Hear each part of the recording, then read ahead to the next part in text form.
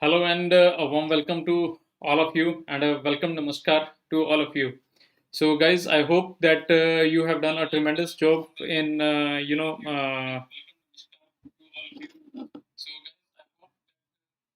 you have done a tremendous job in your examination. And I was receiving all the messages from the beautiful students and the beautiful minds which have dedicated to the upcoming Masters of Medicine, right?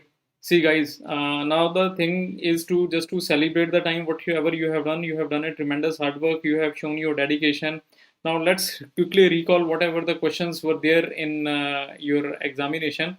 So let's start with the very first question which we encountered over there, that there was a patient who presented with the abdominal pain in the right upper quadrant, right, which was associated with fever, rigors, chills, diarrhea, and weakness. On examination, there was mid epigastric uh, tenderness without palpable mask, and the ultrasound was suggestive of some abscess. Now, what is the management? See, I was getting some different questions from so many students that they were saying, sir, they there was something which was telling ki it was drained and the fluid was drained less than 75 cc. See, if the fluid is drained less than 75 of cc, तब हमें कुछ ज़्यादा घबराने की ज़रूरत नहीं है. So it is particularly a liver abscess, and that to be an amoebic liver abscess. So what we do in this amoebic liver abscess, the answer would be the medical management over here. So answer would be the medical management, and what medical management what we are going to give is metronidazole will be given. So metronidazole is the drug which we generally give in amoebic liver abscess.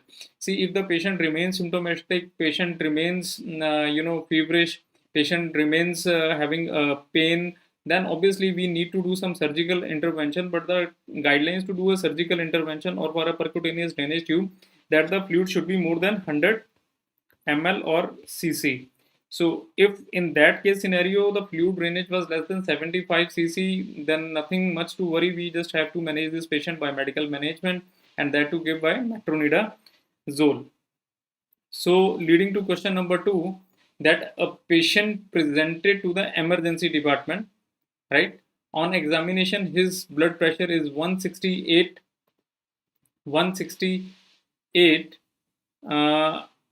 and 100 millimeter of mercury, right?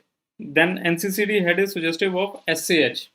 What is the immediate step of management? Now, there are two things, guys. The first very important thing that we have to focus, they are asking what is the next immediate step of management. So let's see what are the options we do have. First is angiography for aneurysm, IV mannitol, lumbar puncture, and nemotipin. सी ये question थोड़ा सा tricky question है और it seems to be a little tougher question. See they can put you this type of question so that you can make some silly mistakes, right, and they can increase the level of conviction. Now let's understand what is the answer over here. So likely answer is angiography of the aneurysm. Now why we are going to do the angiography of the aneurysm? See, our first main aim is to know that what is the size of the aneurysm which has ruptured over here, right? Second aim, I repeat, the first very aim is to know the size of the aneurysm, and some or how many aneurysm are there. Are there multiple aneurysm, or there was only one aneurysm which has ruptured over there? Now the second is aim is to control the blood pressure.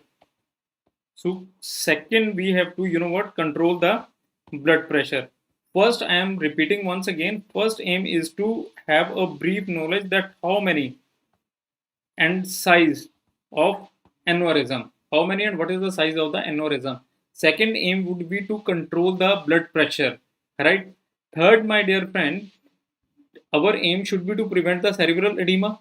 And then obviously they have framed this question very nicely in option C, that lumbar puncture, right? Now lumbar puncture, where you are going to do this lumbar puncture? See, we are going to do the lumbar puncture in a case where the NCCT is not available. But now over here you can see that NCCT is available over here and the patient already has done with the NCCT head. Had it not been available, patient would have in a primary care center or somewhere where that city facility was not available. you are suspecting a higher blood pressure and patient is having a neurological deterioration, obviously you would have gone for a lumbar puncture. If the blood was coming, then obviously it was known that some bleed is occurring in the brain, right? And then is nimodipine. See, nimodipine can be given. It actually it should be given in a patient, in more in cardiac cases, not in these neurological cases. Although it is going to control the blood pressure, but our main aim will be to control the blood pressure by giving, let's say, Libitalol. We can give IV infusion over there. But now, coming back to the question, what is the immediate step? The answer is aneurysm. Now you have done a CT scan, you have given mannitol, lumbar puncture. Obviously, we won't be doing because we had a facility of CT scan. Now, all this we have done. Our next step will be to inform the family. We have to tell the consequences. We have to tell about the aneurysm, and then we have to take the patient with our neurosurgeon to the OT and go for a decompression surgery. So here the answer is aneurysm, angiography of the aneurysm. Okay, so this was a nicely framed question, and I am sure that majority of you people have done this right. So let's see and talk about the next question, that a laborer is brought to you. First of all, understand the language of this question. There is a guy who is working on, in maybe in extreme temperature. See, laborer means कि वो comfort zone में तो काम नहीं कर रहा होगा. He must be working in some extreme temperature in a hot weather over there. So this patient has been presented to you in an unconscious state. Now the temperature is a very higher side. It is 104.5. Someone was saying it is a 103 or 104. See, whatever the temperature, if it is more than 103 or 104, see, the patient is going towards hyperthermia. And some more, the patient is having a decreased skin turgor. Now, this decreased skin turgor itself is saying कि भैया patient को तो dehydration हो चुका है. Which of the following is not a feature? Now, this patient has gone into what, guys? This patient has gone into a heat stroke. This patient has gone into a heat stroke. Now, this heat stroke occurs basically when the body is unable to control the temperature, right? And the body temperature is rising very rapidly. And the sweating mechanism fails to sweat and it fails to cool or calm down the body. So this guy must be having an exposure of a very hot and a humid environment for a long temperature. That's why the patient had a heat stroke. So the patient, as I told you, the patient's this one sweating mechanism has failed to calm down or to cool down the body temperature. That's why the answer over here is going to be sweating. Although the tachypnea is going to occur due to dehydration, patient is having hypotension, and obviously patient will have some flushing, and due to dehydration, patient is going to have some dehydration of the skin.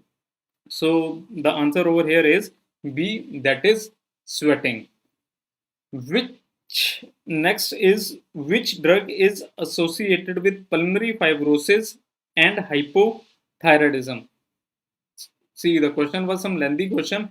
I only received this varied information that what is the drug which is associated with both the things, hypothyroidism and the pulmonary fibrosis. The answer is amiodarone, that is antiarrhythmic drug. We know all of this. Okay. Leading further, a patient presented with pain in the arm, shoulder and ptosis. Chest X-ray was given. See, there were multiple options I was getting from the student. That's why I purposefully didn't put this X-ray. But anyhow, the options were the similar. Everyone was agreeing with these options that it could be a Pancoast tumor or syndrome. It could be a upper lobe consolidation or pneumonia, or it can be a SVC thrombosis, or it could be a fungal infection of the lung. Now let's segregate all these options one by one. Anyhow, the answer over here is this one, Pancoast tumor. But before I come to the answer, let me rule out the other options. Why these are the options over here? Why I didn't choose this one, or this one? Now you see, if there is an upper lobe consolidation or pneumonia, then all the features of consolidation we have discussed multiple time in class, right? And even in this one test and discussion series, that in pneumonia there should be a patient will present with typical features like fever, shortness of breath, Patient would have cough with or without sputum depending on typical or atypical pneumonia, right? Patient will have breathlessness, but in the question nothing is mentioned about all these pneumonia features like breathlessness, tachypnea, tachycardia, sweating, then cough with sputum or without sputum. So unlikely pneumonia is the answer, and fungal infection of the lung, any infection of the lung, at least it is going to give fever. You agree with me, right? Then talking about this superior vena cava thrombosis or syndrome. Now you see in SVC, what is the main feature of this SVC? So the dyspnea is the main feature. Dyspnea is the most common symptoms. Other includes like facial swelling. Others will include facial swelling, right? Patient can have cough, and that particularly to of dry cough patient will have. Then patient will have edema, right? And then patient may develop hypotension. Now, why patient is developing hypotension in SVC syndrome? Because the blood towards the left side of the heart is not in an appropriate supply or in appropriate volume because of thrombosis or obstruction. Got my point? That's the patient, why the patient is having hypotension. तो ये भी हमारा निकल गया. So we are left with Pancoast syndrome. Now let's talk about the Pancoast syndrome. ये होता क्या है बेटा? Basically, it is a malignant neoplasm of the superior sulcus of the lung, which will lead to destructive lesion of the thorax inlet, and it will involve involvement of brachial plexus is generally seen over there, and cervical what you call it is cervical sympathetic nerves, that particular of stellate ganglion is seen. Now when all this sympathetic nerves is involved, and then what will happen, the patient will start having pain is the main feature over there. तो pen कहाँ हो रहा है patient को? Firstly patient will have severe pain in the shoulder. तो severe pain in shoulder क्यों हो रहा है दोस्त? मैंने अभी बताया आपको कि यहाँ पे क्या हो रहा है कि cervical sympathetic nervous system involve है, नर्व्स हमारी इन्वॉल्व है, पर्टिकुलरली स्टेलेट गैंग्लियन इन्वॉल्व होना स्टार्ट हो जाता है. तो यहाँ पे सबसे पहला फीचर आना स्टार्ट होगा कि there will be a pain in the shoulder. Got my point? Now this pain will shoulder will radiate. So there will be a radiating pain, right? Now this will radiate towards the axilla, right? Then it will start radiating towards scapula, and then as the disease will progress, patient will have this radiating pain towards the arm, scapula, axilla, scapula, and then arm. अगर और हम लोग detail में discuss करना चाहें इसको, then the patient is having a pain upon the ulnar aspect of the arm, ulnar aspect of the arm, right? Then patient later develops. बेटा later क्या होना स्टार्ट हो जाता है? हॉर्नर सिंड्रोम दिस डिवेल्प होना स्टार्ट हो जाता है, पटोसिस एंड ऑप्थेल्मोसिस डिवेल्प होना स्टार्ट हो जाता है. So this is the correct answer over here, that is the Pancoast syndrome. This was another good question, I would rather say, right? Okay, so leading to the next question. A child is brought. I am not sure whether it was a child or whether it was a patient, because majority of the people were saying that it is a child. So I just put that a child is brought to you with nausea and vomiting and is dehydrated, right? So तीन चार चीजें इसमें बहुत अच्छे से clue दिए गए. See, as I told you in the class also, every MCQ is giving you a lot of clues. Now it is your smartness to recall your knowledge and fix all these clues in an appropriate answer. Now main feature of this, that the patient is having weakly palpable pulses. Means कि बेटा यहाँ पे क्या हो रहा है कि nausea, vomiting है, डिहाइड्रेटेड है, और weakly palpable pulses. Now this weakly palpable pulses means कि patient is in hypotension or patient is in circulatory failure, right? Although they haven't mentioned the blood pressure, but if the blood pressure had been normal, then the pulses would have in a good volume, they would have in a good palpable method, right? Now अब क्या हो रहा है बेटा यहाँ पे? RBS is more than 500. Now another feature that the pH is 7.2, bicarbonate is just 6, and PCO2 is 17. See this query, because 50% of the student PCO is 17, someone is saying PCO2 was not given over there. Anyhow, for us these two figures are very important. What are these two figures दोस्त? यहाँ पे हमारे पास क्या क्या है figures? First of all is the pH. ये pH is important है यहाँ पे. It is towards the lower side, and bicarbonate is also on a lower side. right? So the patient has gone into acidosis. So what kind of acidosis? Patient is in metabolic acidosis. So the patient is in what? Patient is in already in metabolic acidosis. Patient is having hypotension. Some more, the RBS is more than 500. See, RBS कितना है बेटा यहाँ पे 500 है, तो 500 से ज़्यादा था यहाँ पे जितना भी था, but it was more than 500. So obviously we know that diabetic ketoacidosis is the appropriate diagnosis over here. Metabolic acidosis है, hypotension है, RBS हमारा 500 से ज़्यादा है, तो diabetic ketoacidosis, तो इसका diagnosis बन गया है इसका. अब आ जाती है what is the best management यहाँ पे क्या करने वाली है.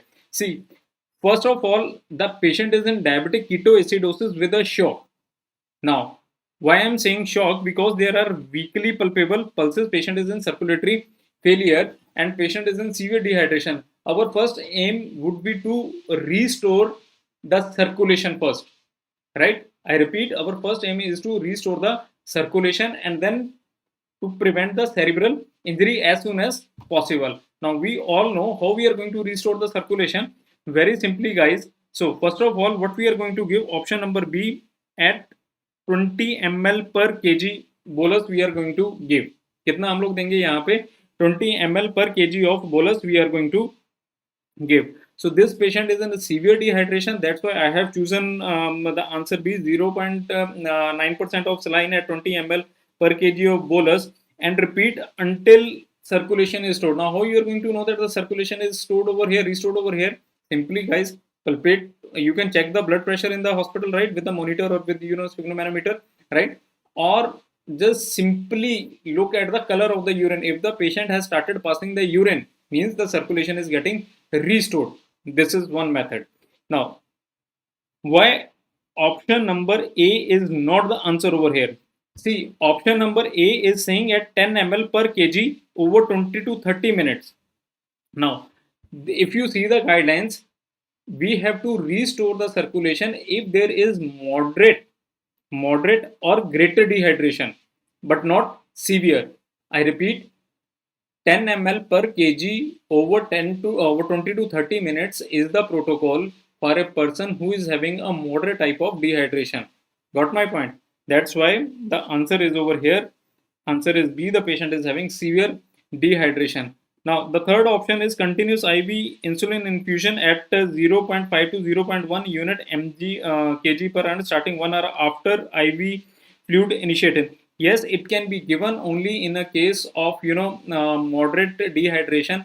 Once the circulation is okay, patient is having a blood pressure, normal blood pressure, then only you will start maintaining the insulin. But the first aim in a severe dehydration is always to restore the circulation. And then, my dear friend, after once you have restored the circulation, you can obviously give insulin, and depending upon the electrolytes, you have to correct the depending upon the potassium level, you have to correct the electrolytes. So this is the answer of this thing. Okay, then a patient is brought to you, just a second, guys. Okay, then a patient is brought to you with the complaints of chest pain radiating to scapula. A patient is presenting to you with the complaints of chest pain radiating to scapula. On examination, there is a differentiation of the blood pressure. क्या क्या हो रहा है बेटा यहाँ पे? Blood pressure is left में 100/70 है, राइट में there is 170/100, right. Chest x-ray is showing mediastinal widening. यहाँ पे क्या हो रहा है? मीडियास्टिनल वाइडनिंग हो रहा है. तो what is the answer over here? So let's rule out one by one. The first very option is aortic dissection, pulmonary embolism, esophageal rupture, MI. So let me answer you the first. The answer over here is going to be the aortic dissection over here. क्या है बेटा answer यहाँ पे? Aortic dissection. But let me trace out all these three first. Why I have chosen the aortic dissection? See, the main clue in this question is what? Main clue बेटा क्या है यहाँ पे? That the blood pressure यहाँ पे कितना आ रहा है? 100/70. एक बाजू में ये है और राइट में या लेफ्ट में कहीं पे भी था वो, that was 170/100 के करीब था. So there is a variation of the blood pressure. Now, why the answer is not pulmonary embolism, esophageal rupture or myocardial infarction? See, pulmonary embolism की जो presentation है, the main presentation of pulmonary embolism is acute onset of breathlessness, one thing, and this breathlessness is associated with tachycardia and hypotension, right? Or in the question, there must be, if they wanted to get the answer of pulmonary embolism, they must have given some history of hypercoagulability or protein C or protein S deficiency or any recent major surgery. अब ऐसा तो कुछ नहीं है यहाँ पे, right? So this is ruled out very carefully. Then esophageal rupture. This is not even the answer. Why? Because it mainly presents the esophageal rupture. It mainly presents with what? It mainly presents with a triad of vomiting, right? Chest pain. और तीसरा क्या होता है यहाँ पे? Mainly subcutaneous emphysema.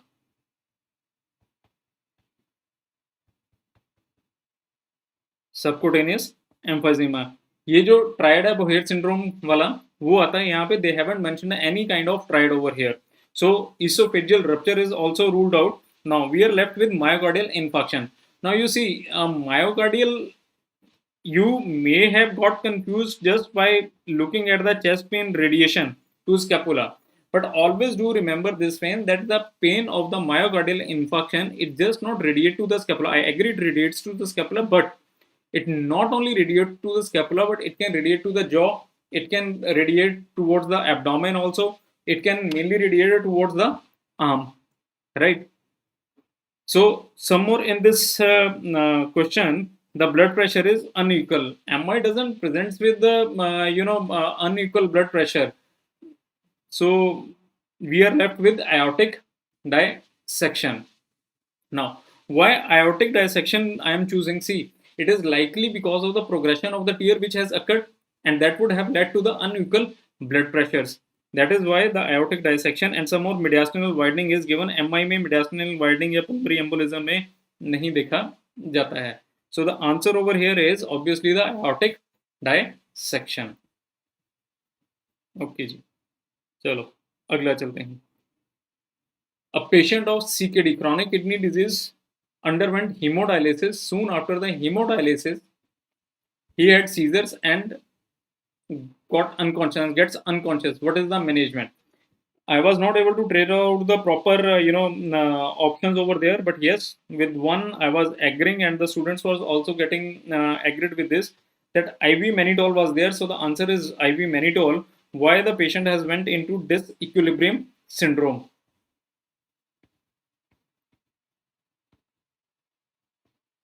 So the patient has went into disequilibrium syndrome, and how we have to maintain the disequilibrium syndrome?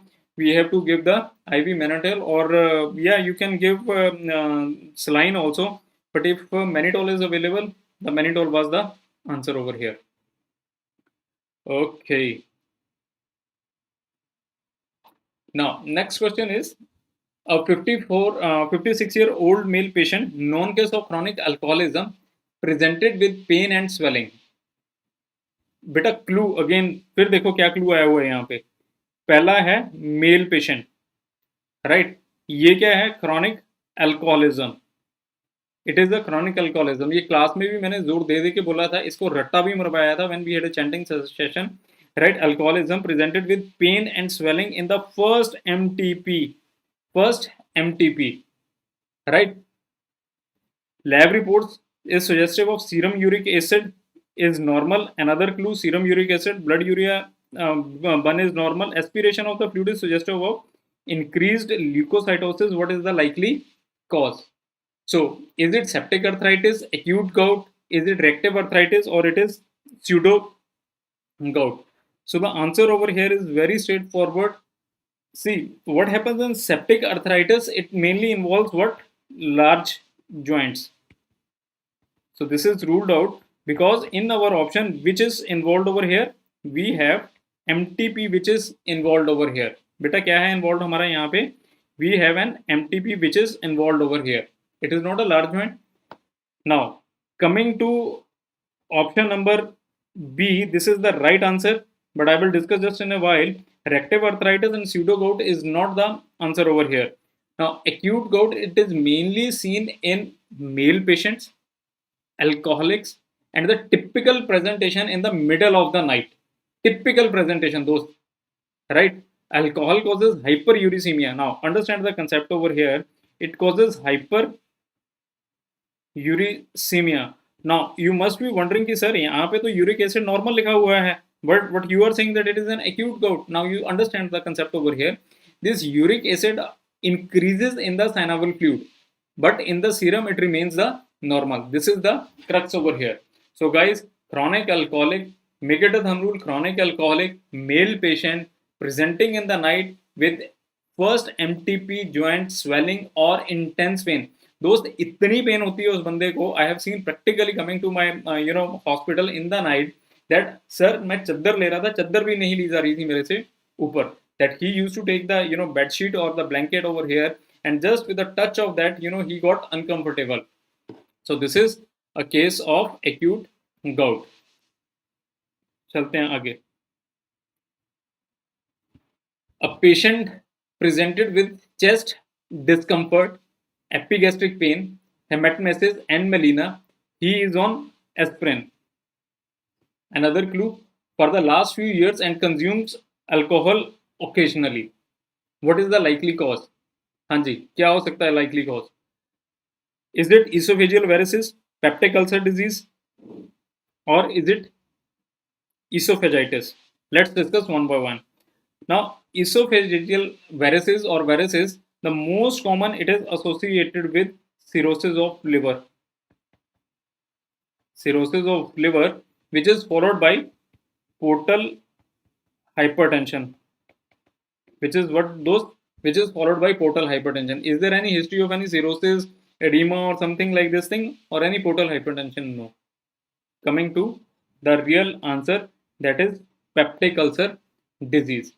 See, in peptic ulcer disease, the most common symptom, beta, most common symptom यहाँ पे क्या होता है?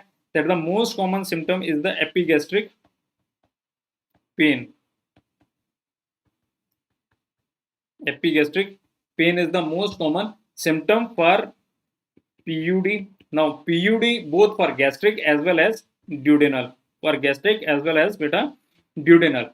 Patient generally presents with a sharp abdominal pain, right?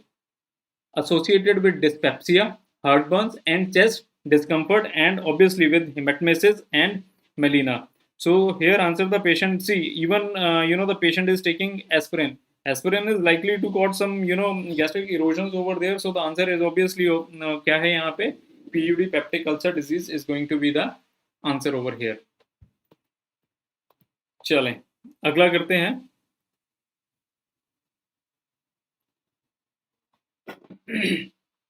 A 45-year HIV positive patients. See, someone was saying कि sir AIDS positive HIV कोई बात नहीं, एक ही चीज थी. Patient with CD4 count of 100.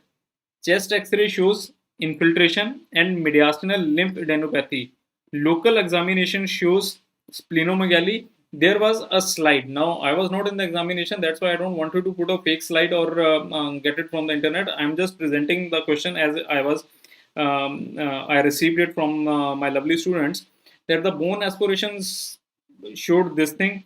Now, you see, answer is... See, the answer, it could be, histoplasmosis. My first answer will be towards histoplasmosis, and then it could be PJP, pneumocystic xerobica. Now, depending upon the slide, what slide you have encountered in the question, it actually goes accordingly. So, see, I will go for, this one, histoplasmosis, because it is mainly associated with organomegaly, histoplasmosis. Although PGP can also cause splenomegaly, but generally it doesn't, and it is a rule that histoplasmosis is always associated with splenomegaly. So I am just getting, based upon the word splenomegaly is written, my answer is going towards the histoplasmosis. Okay. So the next question what we are going to see is a very simple question. A patient is brought to the triage. He opens the eye to pain stimulus. Verbal is inappropriate words, and there is withdrawal to pain. What is the GCS? So can you please tell me what is the GCS? See, for eye, one is what? Or let it take it retrograde. 4 we give when there is spontaneous eye opening. spontaneous eye opening. 3 we gave when the patient opens the eye to speech. 2 we gave when the patient opens the eye to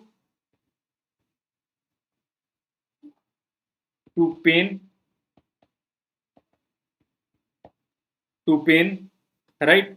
And 1 we gave when there is no response.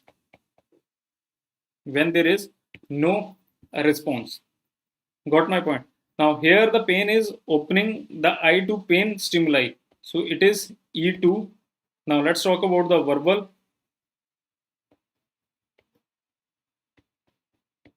5 we give when the patient is oriented to time, place and person, right? 4 we give when the patient is confused. When the patient is confused. 3 we are going to give when patient is having inappropriate words. Inappropriate words. 2 we are going to give for incompressible sounds.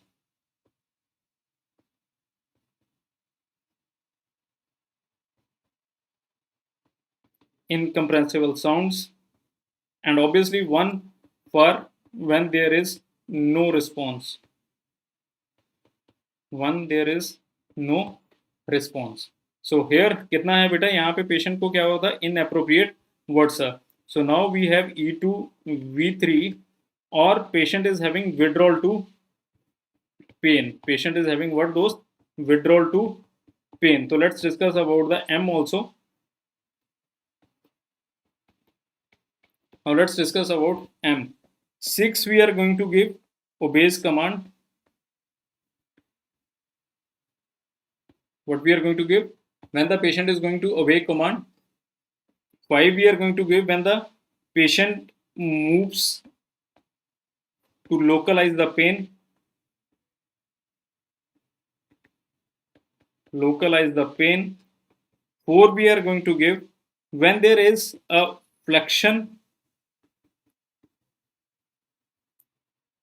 to withdrawal from pain.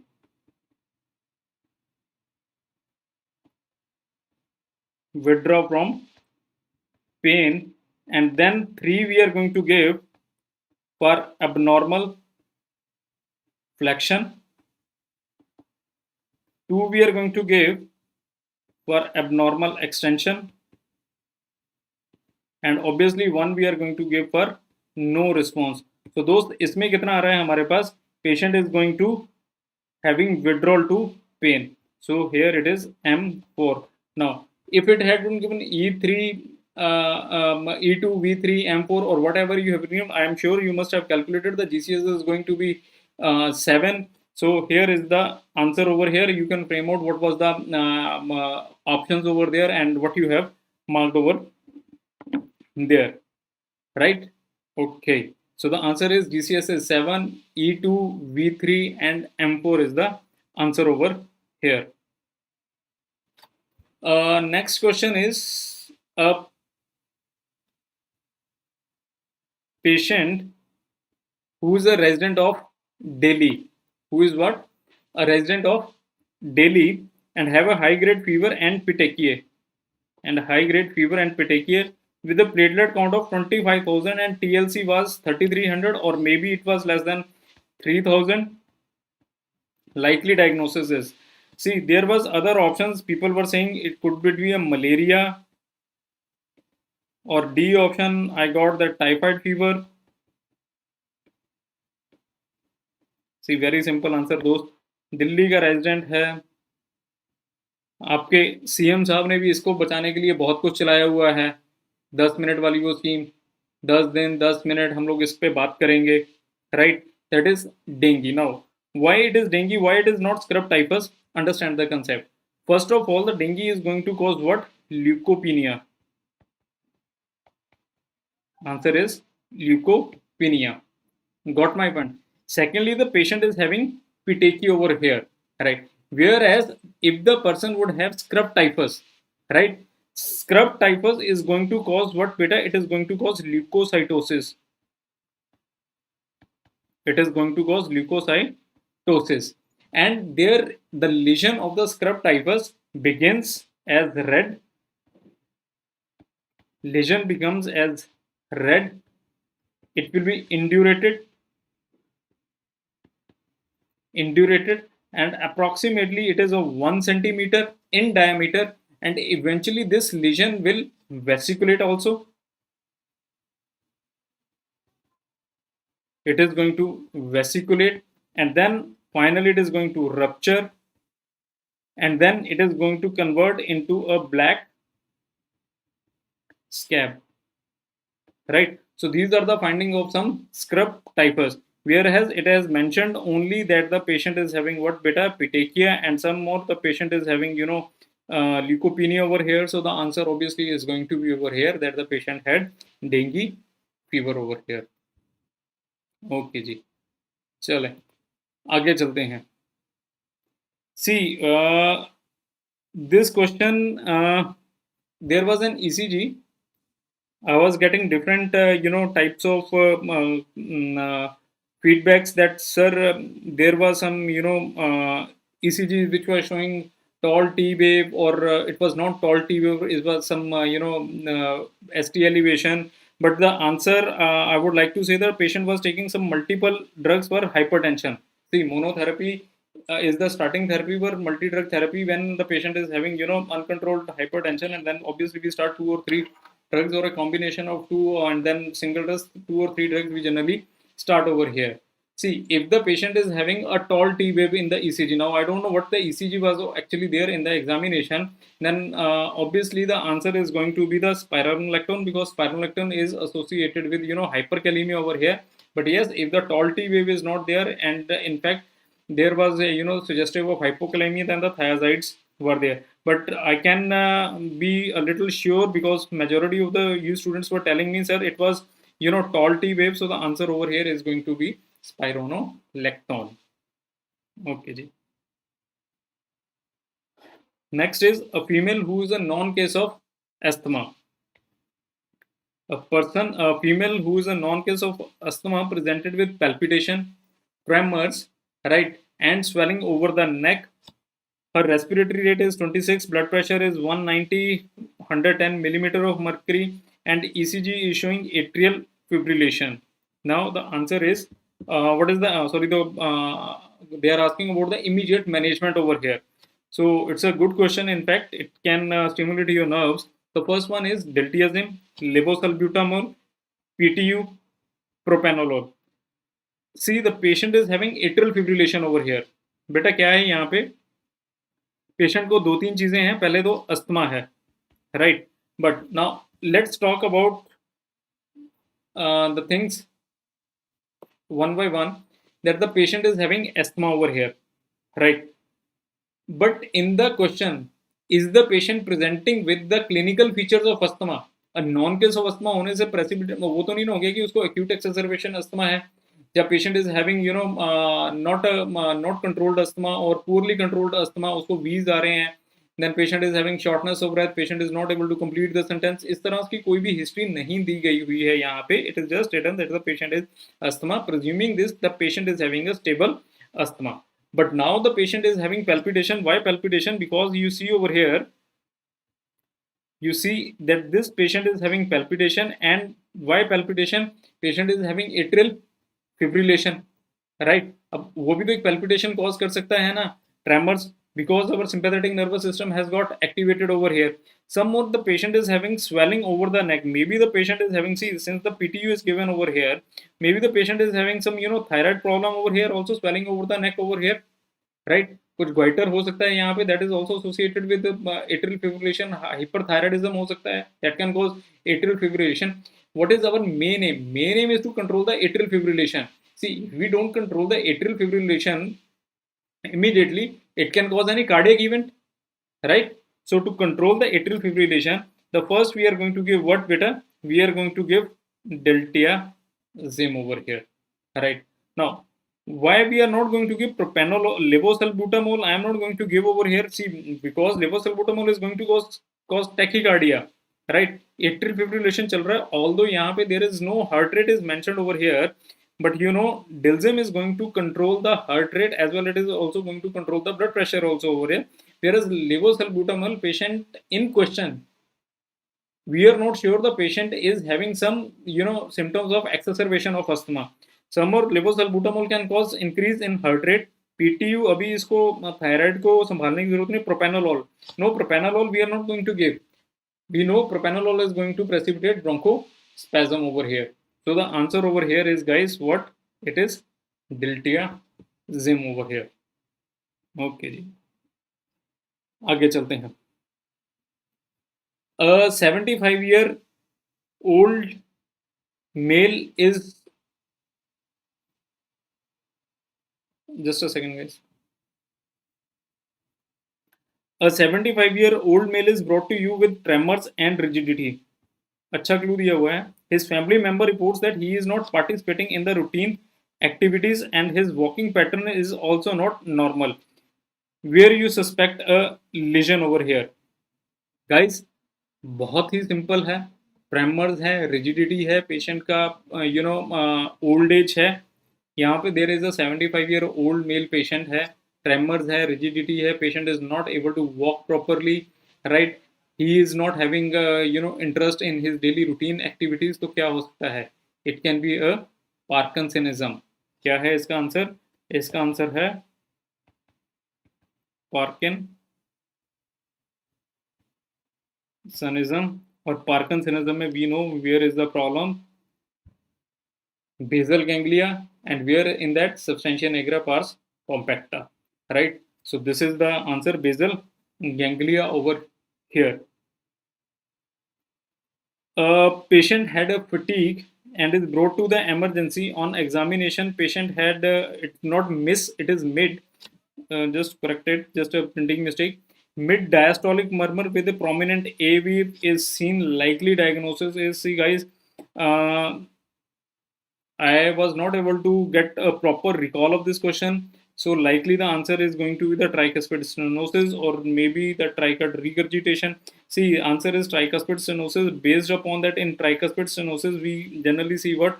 Prominent A wave over here. Prominent A wave over here is seen. Okay, ji. Then the next question is, a chronic alcoholic is brought to the triage. He is having impaired coordination, nystagmus. What is the cause? Okay.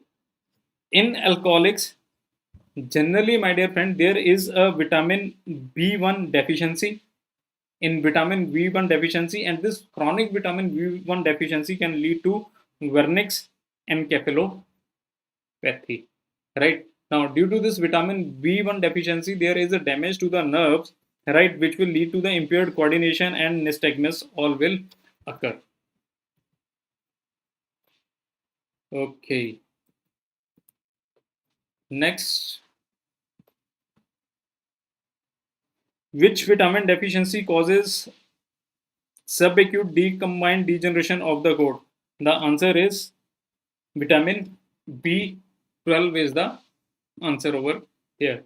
So guys, this was all the questions I was able to recall, and there were some more questions depending on, I was getting some question upon the HIV, you know, but not a proper question was framed out, so I didn't mention that. Anyhow, all these questions were obviously a concept based question, and I'm pretty sure that all of you have done a tremendous job and didn't got that silly mistakes, and I'm pretty sure you all are going to get good ranks. From my side, guys, all the best, and soon you are going to get enter into PG of your desired branch and going to rock the show in the field of medicine. So take care. Thank you very much. All the best, guys.